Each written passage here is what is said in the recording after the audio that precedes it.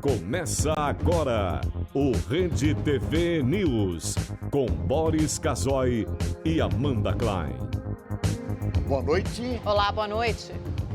Justiça do Distrito Federal condena Joesley Batista a pagar R$300 mil ao presidente Temer por danos morais. Em junho do ano passado, em uma entrevista, o empresário acusou o presidente de chefiar a maior e mais perigosa organização criminosa do Brasil. E você vai ver também. Mesa diretora da Câmara dos Deputados caça o mandato do deputado Paulo Maluf, do PP. Pesquisa Datafolha mostra que o ex-presidente Lula tem 39% das intenções de voto. Em um cenário sem Lula, Bolsonaro lidera com 22% das intenções de voto. 13 pessoas são presas em uma operação contra o tráfico de drogas no Rio de Janeiro. O que mais chamou a atenção da polícia foi a presença de mulheres na alta hierarquia do esquema. Aqui nos Estados Unidos, o presidente Donald Trump ataca o ex-advogado dele, que confessou ter feito pagamentos ilegais para comprar o silêncio de supostas amantes do líder da Casa Branca. Ex-presidente da CBF é condenado a 4 anos de prisão nos Estados Unidos pelos crimes de organização criminosa, fraude bancária e lavagem de dinheiro. As principais notícias do Brasil e do mundo, agora no Rede TV News.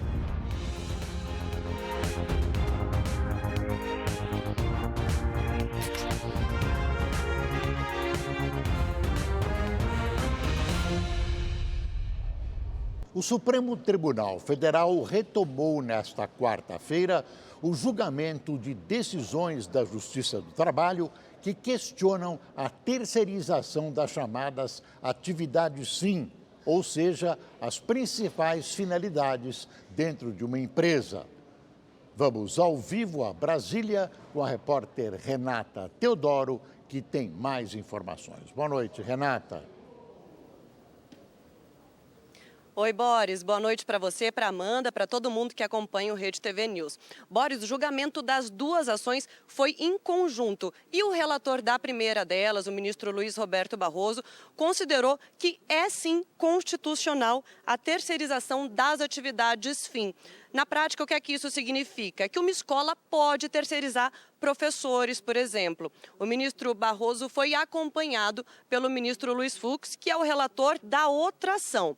Agora, a sessão acabou agora há pouco, o julgamento vai ser retomado amanhã, quando os outros ministros também vão poder votar. Agora, só para a gente entender o que é que aconteceu. Essas duas ações, elas foram antes de 2017, né? Elas entraram antes de 2017, quando a lei da terceirização foi sancionada, permitindo a contratação de terceirizados, de pessoas terceirizadas, inclusive as contratações das chamadas atividades fim. Por isso é que está sendo discutido aqui no plenário do Supremo. Renata Teodoro, ao vivo de Brasília, para o Rede TV News.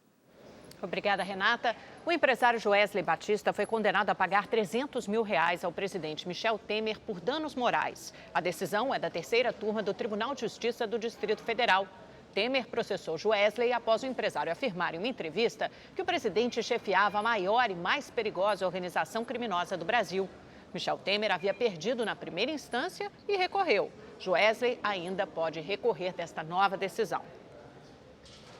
A mesa diretora da Câmara dos Deputados cassou o mandato do deputado Paulo Maluf, do PP de São Paulo.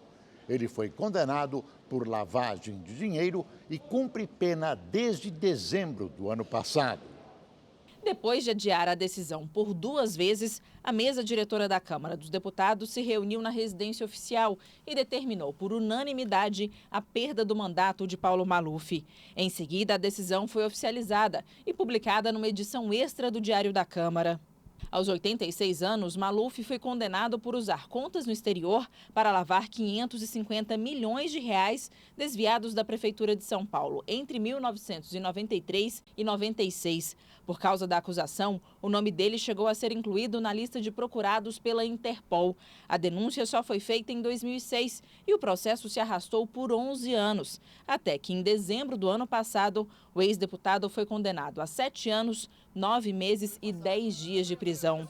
Maluf chegou a ficar preso na penitenciária da Papuda, em Brasília, mas cumpre prisão domiciliar desde março por motivos de saúde. A cassação de Paulo Maluf já estava determinada na sentença de condenação do Supremo Tribunal Federal.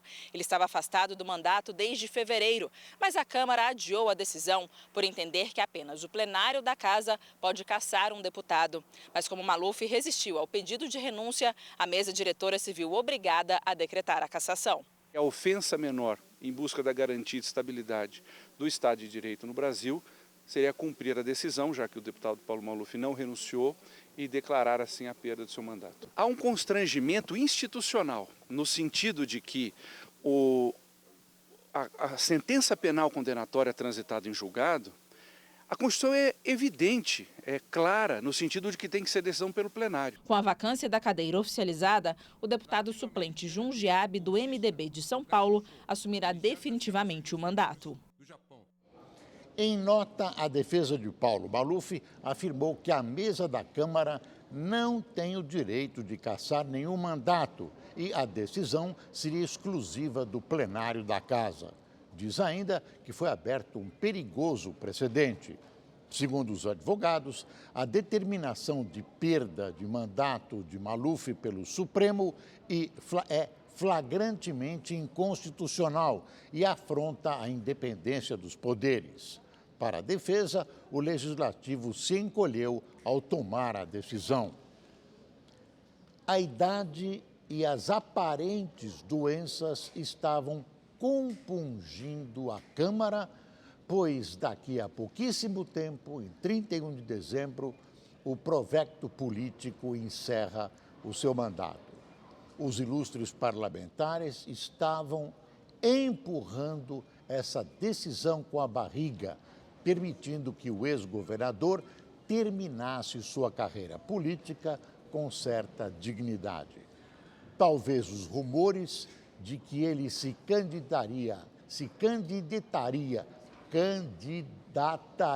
à reeleição fizeram com que alguns corações generosos da Câmara mudassem de ideia. A crise migratória na fronteira entre Brasil e Venezuela voltou a ser discutida pelo presidente Temer nesta quarta-feira. O Ministério Público do Estado de Roraima instaurou o processo para investigar a confusão envolvendo brasileiros e venezuelanos no último fim de semana. No Palácio do Planalto, o presidente Michel Temer se reuniu com ministros e a equipe formada por técnicos que esteve em Roraima entre segunda e terça-feira para avaliar a situação. Os servidores apresentaram um relatório ao presidente. Enquanto o governo federal estuda ações para tentar diminuir os efeitos da crise migratória, o Ministério Público do Estado de Roraima instaurou um procedimento para investigar os fatos ocorridos no fim de semana. Moradores de Pacaraima, município que faz fronteira com a Venezuela, atacaram e expulsaram um grupo de imigrantes. Os brasileiros alegam que um comerciante local foi assaltado por venezuelanos. O Ministério Público Federal em Roraima também tomou providências. A Procuradoria dos Direitos do Cidadão encaminhou uma recomendação à Casa Civil da Presidência da República para que sejam adotadas medidas urgentes. O documento dá um prazo de 10 dias para o governo federal terminar as obras e iniciar as atividades do posto de apoio destinado ao abrigo humanitário transitório dos imigrantes. A recomendação também estabelece a execução de um plano operacional na área de saúde e assistência social. Com o aumento da tensão na região, no domingo, o presidente Michel Temer determinou o envio de homens da Força Nacional para reforçar a segurança. 60 agentes se juntaram a outros 31 que já atuavam no estado. A previsão é que mais 60 homens sejam enviados. Já o governo de Roraima pediu ao Supremo Tribunal Federal que determine o fechamento temporário da fronteira. A Advocacia Geral da União é contra. Os tais reforços para a segurança enviados até agora pelo governo federal são de um imenso ridículo. Você vê os números, né? Os migrantes precisam, no mínimo, de abrigo, comida, proteção, atendimento médico e devem ser distribuídos entre os outros estados brasileiros. Isso precisa ser feito, claro, com urgência, o que não está acontecendo. Um levantamento do Datafolha, divulgado hoje, apontou que 59% dos brasileiros são contrários a mudanças na atual lei do aborto. O índice é menor em comparação com a pesquisa anterior, de novembro de 2015, quando 67% eram contra. Quando perguntado sobre a punição para as mulheres que abortam, 58% dizem que elas devem ser presas. Atualmente, o aborto é permitido apenas em 3 casos aqui no Brasil: quando a gravidez é resultado de estupro, quando há risco de vida para a mulher e se o feto for anencéfalo. Em qualquer outra situação, o aborto é considerado crime. No começo do mês, o STF realizou audiências públicas para discutir a descriminalização do aborto até a 12ª semana de gravidez. Aborto é um tema, uma questão complicadíssima, complexa, que envolve desde ética até religião. Não há maneira de legitimar qualquer decisão que possa ser tomada a respeito, a não ser por um referendo ou por um plebiscito. Hora de conversar com o nosso comentarista de política, Reinaldo Azevedo. Oi, Reinaldo, tudo bem? Boa noite para você. Reinaldo, terceira pesquisa dessa semana, ufa, né? A gente não aguenta mais tantos números, mas até que muitos deles são convergentes e parece que essa pesquisa Datafolha só faz referendar a estratégia do PT e do ex-presidente Lula até aqui. Está dando certo. Será que vai continuar a dar certo? Boa noite, Amanda. Boa noite, Boris. É o que nós vamos ver. A pesquisa Datafolha, sim, vem referendar números da pesquisa MDA, número da pesquisa Ibope, e eu diria com alguma folga, com alguma sobra para o PT, porque há dados importantes aí que a gente precisa levar em conta. Bom, temos, a começar, os números, né? O Lula, quando ele aparece na simulação, ele tem 39% no Datafolha, o Jair Bolsonaro aparece com 19%, a Marina Silva com 8%, o Geraldo Alckmin com 6%, o Ciro Gomes com 5%, o Álvaro Dias com 3%. Marina, Geraldo e Ciro empatados na margem de erro. Bolsonaro com 19%, Lula com mais do que o dobro de Bolsonaro. Mas aí então se tira Lula da jogada. Tirando-se Lula da jogada, quem salta para o primeiro lugar é Bolsonaro. Mas Bolsonaro cresce quase nada. Bolsonaro vai de 19 para 22. Já a Marina Silva não. A Marina Silva dobra o seu potencial eleitoral, vai de 8 para 16. O mesmo acontece com Ciro, que salta de 5 para 10. Geraldo Alckmin vai de 6 para 9. O que se evidencia aí, o eleitorado do Bolsonaro é muito convicto, mas ele é um eleitorado que tem se mostrado inelástico, digamos assim. Agora, o Lula marca outras vitórias importantes. Sim, eu sei que ele não será candidato, mas calma. Outras coisas importantes. O Lula, em junho, tinha 10% das menções espontâneas, saltou para 20%. O Jair Bolsonaro tinha 12%, saltou para 15%. Lula, outra coisa, ele passa de 50% nas simulações de segundo turno agora. Embora 48% digam que não votariam de jeito nenhum num candidato indicado por ele, na verdade ele tem mais de 50% das intenções de voto quando ele disputa com Geraldo Alckmin, 53-29. Quando ele disputa com Marina Silva, 51-29. Quando disputa com Jair Bolsonaro, 52-32. Então vejam que toda essa coisa envolvendo o Lula, inclusive os atos excepcionais do judiciário e toda essa pregação que a extrema-direita vem fazendo contra o petista, está colaborando para solidificar o nome dele. Isso é a estratégia do PT, é levar ao máximo o nome de Lula, justamente para colar ainda mais o nome dele ao eleitorado. E esse esforço está sendo bem sucedido. Então, me parece que não é muito inteligente que os adversários de Lula fiquem insistindo em bater no petista, porque ele está naquela situação em que batendo cresce. E aí eu noto, Amanda, eu me lembro quanta pancada eu tomei quando eu disse que a prisão do Lula seria contraproducente. É claro que eu disse também que a prisão dele contraria a Constituição, porque é verdade, né? Embora o Supremo tenha autorizado em 2016 a prisão depois da condenação em segunda instância, mas viola o inciso 57 do artigo 5º. Só que eu não fiquei apenas na questão legal. Eu argumentei também, né, segundo a questão política. Eu disse, como é que você prende alguém como Lula? Preso, ele não pode ser confrontado com suas verdades e mentiras. Preso, ele não pode ser confrontado com sua obra, ele não pode ser contestado. E de dentro da cadeia, ele passa a emitir os seus dictates políticos, a sua orientação política. E isso está acontecendo, né? Ora, inelegível ele já estava por causa da lei da ficha limpa, entende?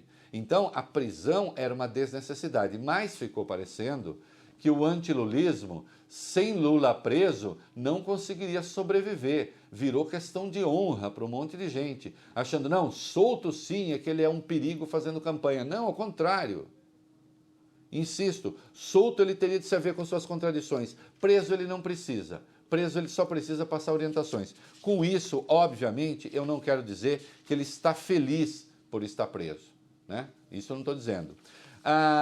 O resultado da pesquisa é muito ruim para o Jair Bolsonaro. Primeiro que ele perde todas as simulações de segundo turno, empata tecnicamente com o Ciro, mas a tendência é que o Ciro ficasse na frente, né? E ele é também o candidato mais rejeitado, 39%. 34% rejeitam Lula. O Lula vem em segundo lugar, já perde para Bolsonaro, na rejeição, né? Portanto, essa é a vitória que ninguém quer ter. Mais uma coisa ruim para o candidato do PSL. Ele tem 43% de rejeição entre as mulheres. Então, todas as oportunidades que ele tem de fazer um discurso esclarecendo qual é a sua opinião a respeito, por exemplo, da igualdade salarial entre homens e mulheres, que inexiste, isso é um dado da realidade, ainda no nosso debate, no debate da Rede TV, indagado a respeito, ele disse que não mudaria de opinião só para conquistar os votos. Bom, não conquista mesmo, as mulheres o estão rejeitando. E, finalmente, eu tenho algo a dizer que parece até jocoso, mas que dá conta um pouco da nossa miséria intelectual como país, né? Entre os eleitores com curso universitário, o primeiro colocado é o Bolsonaro, com 27%. E o segundo colocado é o Lula, com 25%. Então, nós temos naquela que não deixa de ser a elite intelectual do país, não quer dizer que seja uma elite de intelectuais, nós temos 52% das pessoas se dividindo, meio a meio, está na margem de erro aqui, entre Bolsonaro e Lula. Portanto, esses universitários acham que a obra do Lula e do petismo até aqui foi uma boa obra, e aqueles que não acham, acreditam que Bolsonaro, demonstrando o conhecimento que demonstra da realidade brasileira, seria uma boa alternativa. Essa é a elite intelectual no Brasil. É por isso que, às vezes, a gente tem de apelar ao povo para que o povo possa barrar as besteiras que a elite faz. Vamos ver, o horário eleitoral vai começar, eu acho que algumas coisas tendem a mudar. Tomara que sim, elas se desenham da pior maneira possível. E quanto ao PT, a aposta é levar o nome de Lula até o limite é 17 de setembro. Depois restarão 3 semanas para Lula transferir seus votos para Fernando Haddad, né? Se ele conseguir fazer isso, e se eventualmente Haddad vencer a eleição, né, nós teremos um país governado da cadeia. É isso aí. Obrigado, Reinaldo. Boa noite, até amanhã. Os números que o Reinaldo comentou agora nós vamos apresentar daqui a pouco numa reportagem completa sobre as pesquisas Datafolha para a Presidência da República, São Paulo e Rio de Janeiro. A Polícia Federal realizou hoje uma operação contra uma quadrilha que fraudava o abono salarial do PIS em São Paulo. Foram cumpridos 8 mandados de busca e apreensão na capital paulista. A investigação começou há cerca de 4 meses, com a prisão em flagrante de uma pessoa na cidade de Guaratinguetá, no interior de São Paulo. Hoje foram apreendidas 172 carteiras de identidade falsas. As identidades encontradas com a quadrilha vão ser checadas. Com isso, a polícia vai saber quantas pessoas foram enganadas pelo grupo e qual o montante do golpe. A polícia quer saber também como os fraudadores conseguiram informações privilegiadas sobre beneficiários do PIS. Uma pessoa foi trazida para a sede da Superintendência da Polícia Federal em São Paulo para prestar depoimento. Ela só foi intimada e ela veio para prestar declarações sobre alguns documentos que foram encontrados na sua residência, mas posteriormente será liberada. O PIS é um programa do governo federal voltado para o financiamento do pagamento do seguro-desemprego, abono salarial e participação na receita dos órgãos e entidades. A Polícia Federal estima que o prejuízo aos cofres públicos gira em torno de R$ 80 mil. O Brasil criou 47.300 vagas com carteira assinada em julho, o melhor resultado para o mês desde 2012. A maior parte desses empregos novos veio da agricultura e do setor de serviços. No acumulado dos 7 primeiros meses do ano, foram abertos pouco mais de 448 mil postos formais de trabalho.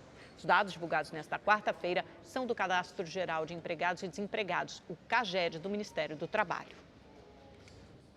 A comissão externa que acompanha as investigações da morte de Marielle e do motorista Anderson se reuniu hoje pela primeira vez com o Ministério Público do Rio de Janeiro.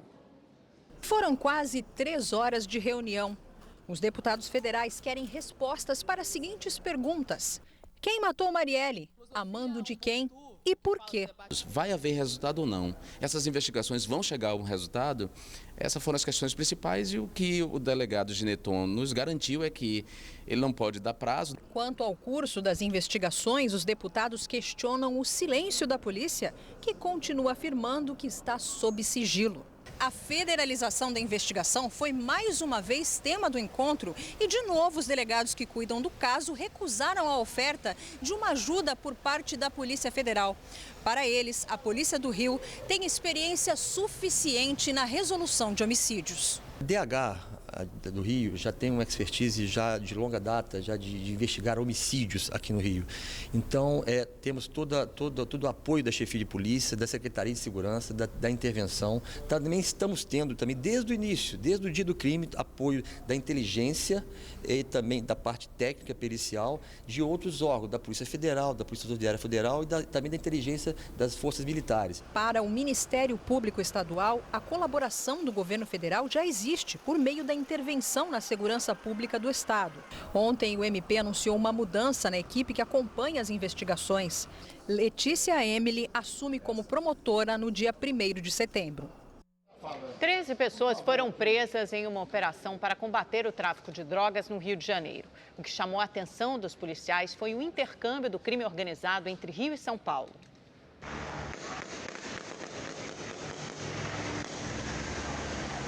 Foi com esse barulho que os moradores do Morro São Carlos acordaram. O confronto entre traficantes e policiais se deu durante uma operação para prender integrantes da facção criminosa que domina a região.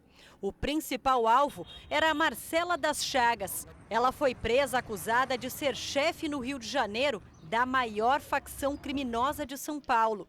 Em áudios interceptados pela polícia, Marcela negocia com outros traficantes. Tem um cara que comprou aí 100, falou que ele é meio adocicado, entendeu? Tipo assim, ele tem um cheiro bom, mas ele não é bom, entendeu? Ele só tem um cheiro, mas ele é adocicado. Tem um cheiro, mas não presta, por favor. Eu dei uma rapinha pra minha amiga cheirar aqui, aí ela falou que ele dá uma onda, mas não é, tipo assim, ele não aceita mais mistura, tá entendendo? Pois ele é um pó imprensado. Você fica fraco, se misturar eu acho que fica fraco, entendeu? O que mais chamou a atenção da polícia foi a presença de mulheres na alta hierarquia do esquema. Somente na operação de hoje, 5 foram presas. São mulheres que começaram na facção criminosa em funções menores, mas foram ganhando confiança, cresceram e passaram a ocupar cargos mais altos. Elas têm funções estratégicas, como administração e inteligência. E há um apoio logístico e estratégico do PCC na questão do abastecimento de armas e drogas para uma determinada facção criminosa com atuação aqui no Rio de Janeiro e que tem atuação em todo o estado. Morreu hoje o 3º militar do Exército baleado em uma operação desde o início da intervenção federal na segurança pública do Rio de Janeiro. O soldado Marcos Ribeiro foi atingido durante a operação no Complexo do Alemão na segunda-feira. Ele estava internado e não resistiu aos ferimentos. Falando em intervenção, uma pesquisa Datafolha divulgada hoje revelou que o apoio dos moradores do Rio de Janeiro à convocação do Exército no combate à violência diminuiu. Em março, 76% eram a favor. Hoje, 66% aprovam a presença das tropas militares nas ruas. Já o número dos que são contra passou de 20% para 27%. As Forças Armadas querem sair dessa empreitada o mais depressa possível. Não são preparadas para exercer o papel de polícia. Militares são treinados para a defesa, para a guerra e não para o trabalho policial. Os chefes militares, os comandantes, temem também a contaminação da tropa pelo tráfico. O ex-presidente Lula lidera a corrida presidencial com 39% das intenções de voto na primeira pesquisa Datafolha após o registro das candidaturas. Como Lula está preso e deve ser declarado inelegível por causa da lei da ficha limpa, o Datafolha testou um segundo cenário com Fernando Haddad como candidato. Atualmente, ele é vice na chapa do PT. Neste caso, Bolsonaro larga na frente. O levantamento foi feito entre os dias 20 e 21 de agosto, pouco depois do debate presidencial na Rede TV. E tem margem de erro de 2 pontos percentuais para mais ou para menos. No primeiro cenário, o ex-presidente Lula, do PT, lidera, com 39% das intenções de voto. Jair Bolsonaro, do PSL, está em segundo, com 19%. Marina Silva, da Rede, Geraldo Alckmin, do PSDB e Ciro Gomes, do PDT, aparecem em seguida, tecnicamente empatados, com 8%, 6% e 5% dos votos, respectivamente. Álvaro Dias, do Podemos, tem 3%. João Amoedo, do Novo, 2%. Henrique Meirelles, do MDB, Guilherme Boulos, do PSOL, Cabo Daciolo, do Patriota e Vera Lúcia, do PSTU, tem 1% cada. João Goulart Filho, do PPL, José Maria Imael, do DC, não pontuaram. O número de brancos e nulos é de 11%. 3% não souberam ou não responderam. Num cenário com o petista Fernando Haddad no lugar do ex-presidente Lula, condenado em segunda instância e preso em Curitiba, Bolsonaro passa a liderança com 22% das intenções de voto. Marina fica em segundo, com 16%. Já Ciro Gomes tem 10% e Alckmin 9%. Álvaro Dias e Haddad têm 4% cada um. Amoedo e Meirelles, 2%. Vera Lúcia, Daciolo, Boulos e João Goulart Filho, 1%. Imael não pontuou. O número de brancos e nulos chega a 22%. 6% não souberam ou não responderam. O Datafolha mediu o poder de transferência de votos de Lula. Quase metade dos eleitores não votaria em um candidato indicado pelo ex-presidente. 31% votariam com certeza. 18% talvez. 3% não souberam ou não responderam. A pesquisa também mediu o índice de rejeição dos candidatos. Bolsonaro é o mais rejeitado, com 39%. Lula aparece em segundo lugar, com 34%. Alckmin com 26%, seguido de Marina com 25% e Ciro com 23%.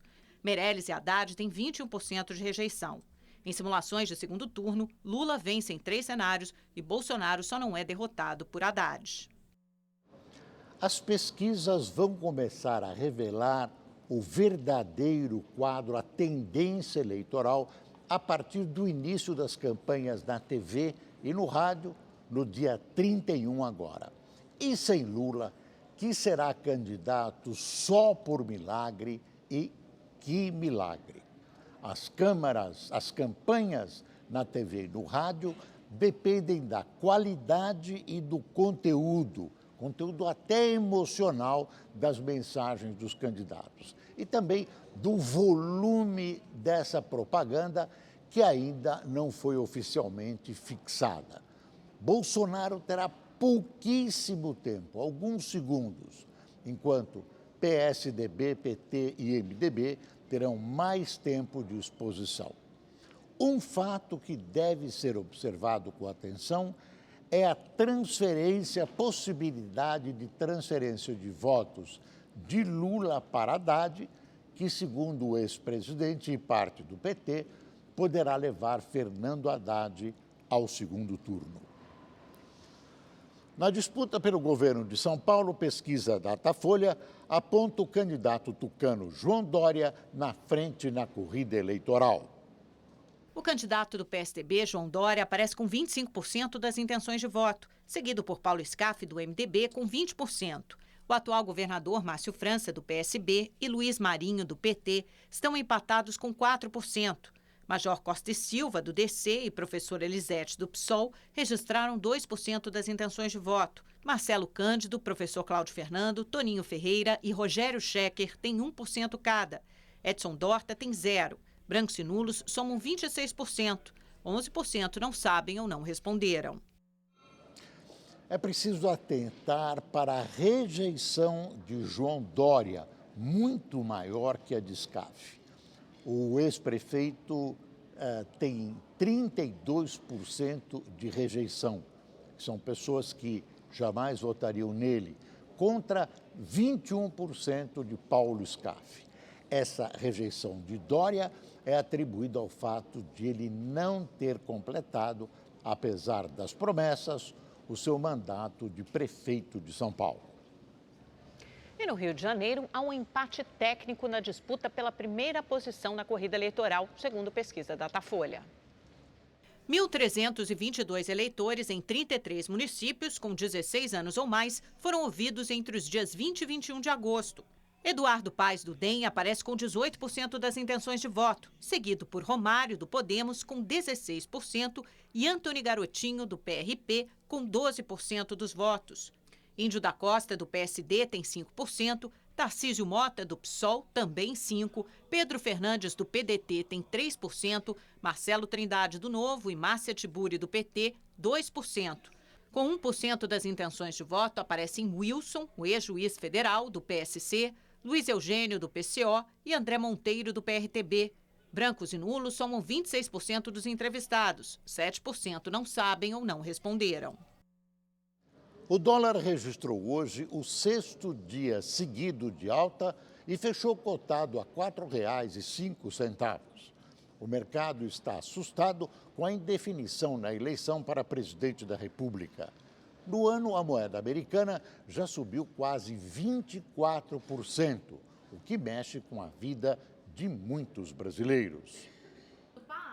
Poliana vai viajar para os Estados Unidos com o marido e a filha daqui a 2 meses. As passagens e a hospedagem já foram pagas, mas, por causa da alta do dólar, ela decidiu mudar os planos. Reduziu o número de cidades e passeios. Almoço com personagens, outros parques que a gente ainda não tinha decidido se iria ou não, se iria dar tempo. O tipo do hotel que eu ficaria em Miami, que eu tive que fechar há pouco tempo. Então, eu ia para um hotel um pouco melhor, tive que escolher um hotel mais modesto. Mesmo assim, a variação cambial ainda preocupa. Ela precisa comprar cerca de $1.000 nas próximas semanas. Desde o começo do ano, o dólar subiu mais de 20%. Nesta semana, passou de R$ 4,00 pela primeira vez em 2 anos. Nas casas de câmbio, a moeda norte-americana já é vendida a R$ 4,30. A escalada do dólar afeta também as agências de viagem. Em vez de ficar 15 dias na Europa, por exemplo, ou nos Estados Unidos, ficam menos dias, né? Aí a conta, de uma certa maneira, fecha. E outras alternativas são as pessoas às vezes vão para outros destinos mais baratos, ficando o mesmo número de dias. Este representante comercial trabalha com tecidos importados. A negociação é feita em dólar. As vendas estão prejudicadas. Eu já tive alteração de tabela assim, de semana a semana e isso me impacta muito na venda, porque às vezes o cliente não consegue às vezes repassar o preço dessa variação para a roupa que ele produz. Segundo este economista, o Brasil sofre com os efeitos das variações no mercado externo e a indefinição do próximo governo. O cenário eleitoral provoca instabilidade no mercado financeiro. Para o consumidor, o ideal é ficar de olho e, se possível, substituir produtos importados. O consumidor tem que estar atento em substituições por produtos que têm menos insumos importados, onde a variação de preço não vai ser tão perceptível assim. Mudou o preço relativo, está na hora de você fazer comparações e ver substituições. Um policial militar morreu após um acidente de moto na manhã de hoje em Pindorama, no interior de São Paulo. Câmeras de monitoramento da rodovia registraram tudo. Um veículo branco faz uma manobra proibida. Veja só, o motociclista que vinha no sentido contrário não consegue frear e acaba atingindo o carro. O PM Jair Vituri Júnior, de 36 anos, foi arremessado e morreu no local. A motorista do carro foi levada à delegacia. Um russo foi preso no Aeroporto Internacional de Guarulhos, da Grande São Paulo, suspeito de furtar vários passageiros. As câmeras do aeroporto registraram várias ações do estrangeiro. Em todas elas, o russo se aproveita do cansaço da vítima. Repare que ele observa uma mochila caída no chão enquanto o passageiro dorme. Ele passa direto e, logo em seguida, volta e pega a bolsa. Neste furto, ele é ainda mais ousado. Pega algo na jaqueta da vítima que não acorda. Na última ação, ele furta a bolsa que está no carrinho e caminha tranquilamente. Até que um funcionário do aeroporto percebe e sai correndo atrás dele. O homem é imobilizado até a chegada da polícia. Alexander Trasdantbo, de 34 anos, foi preso em flagrante. Ele vinha cometendo esses furtos há pelo menos uma semana. O consulado da Rússia foi comunicado da prisão. Com ele, a polícia apreendeu várias malas, documentos, celulares e dinheiro de várias nacionalidades. Agora a gente está no trabalho de identificar essas vítimas para que a gente possa fazer a devolução desses pertences. O homem suspeito de atirar na corretora Karina Garófalo na frente do filho dela na semana passada, no Rio de Janeiro, se entregou à polícia. O ex-marido de Karina, acusado de ser o mandante do crime, está foragido. Paulo Maurício Barros Pereira chegou à divisão de homicídios na Barra da Tijuca, na Zona Oeste, ontem à noite, depois de negociar com a polícia. Ele passou a noite na delegacia, mas se manteve em silêncio. Por conta do como foi assim, da repulsa, né, junto ao clamor público, né? Então você tinha certo medo também, até mesmo de uma hora alguém encontrá-lo e a gente não sabe o pensamento de todo mundo, né? Paulo Maurício é acusado de ter atirado em Karina Garófalo, amando do primo Pedro Paulo Teixeira, ex-marido da corretora. Ele foi reconhecido pelo filho do casal de 11 anos que caminhava com a mãe no momento do crime.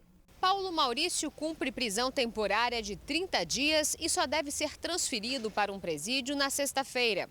A polícia não descarta a possibilidade de fazer uma cariação com as testemunhas. O delegado responsável pelo caso ainda procura pelo ex-marido de Karina, que está foragido desde o dia do crime. A gente continua em diligências. Esse primeiro, o Pedro Maurício entregou inclusive porque sabia que a gente estava no encalço dele.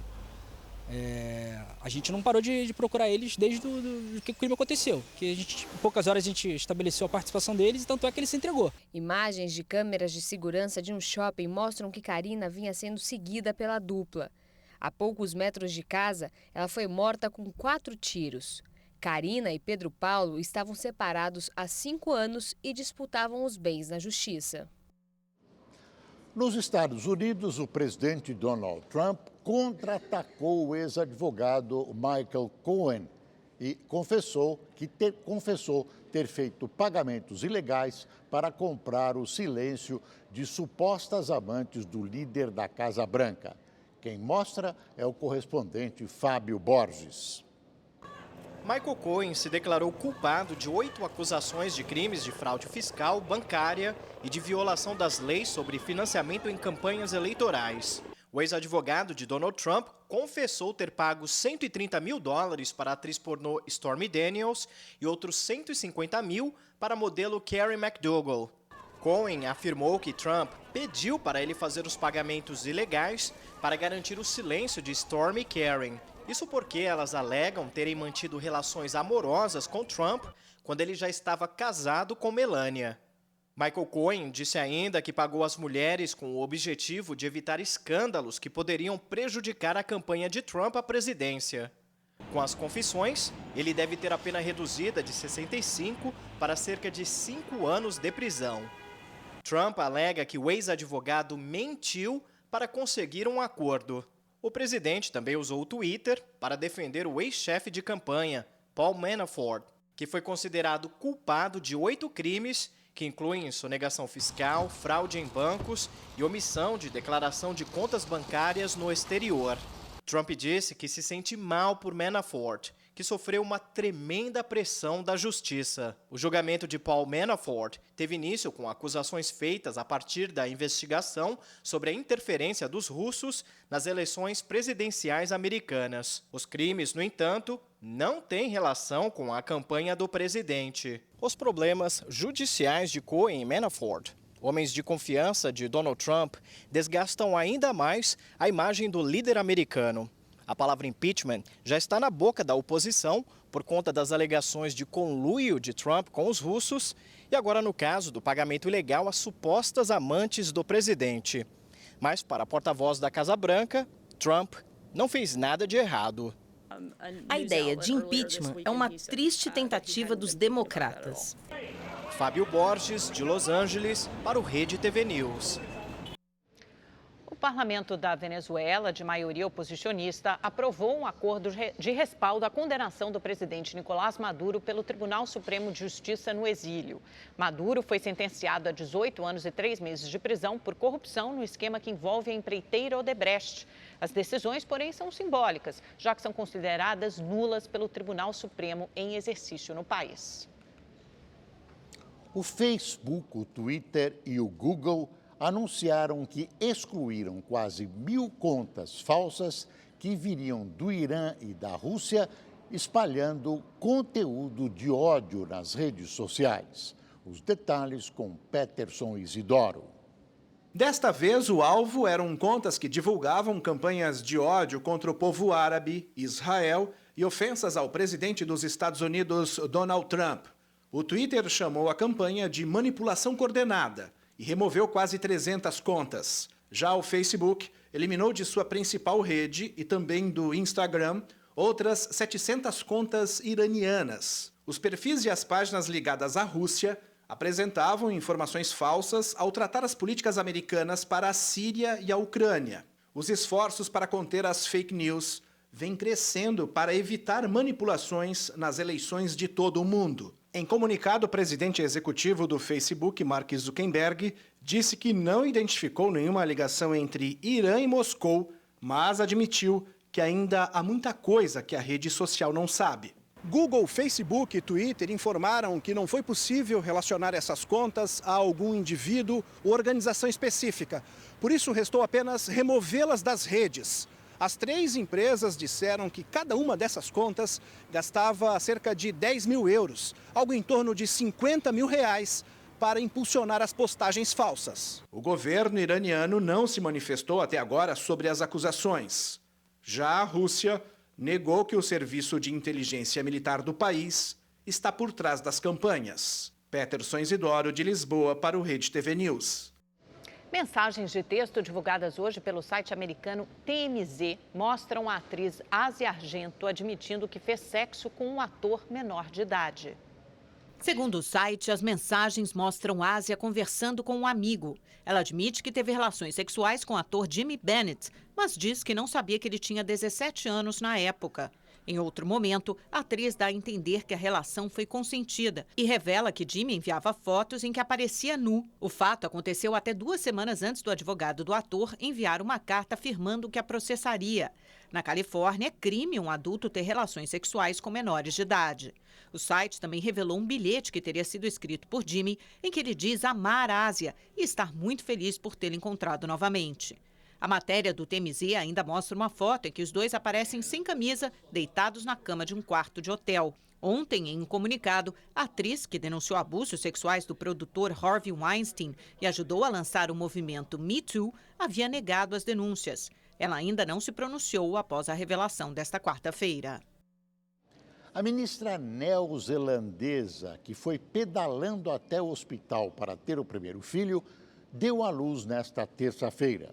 Julianne Genter anunciou o nascimento do menino ao publicar uma foto com o marido e o bebê. Ela agradeceu parentes e amigos pelo apoio e disse que tudo correu bem. Julie, uma defensora do uso de bicicletas, foi bastante elogiada no país por ter pedalado até o hospital. Ela disse que o passeio por cerca de 1 quilômetro a deixou no melhor humor possível. Teve uma presidente aqui no Brasil que não se deu bem pedalando.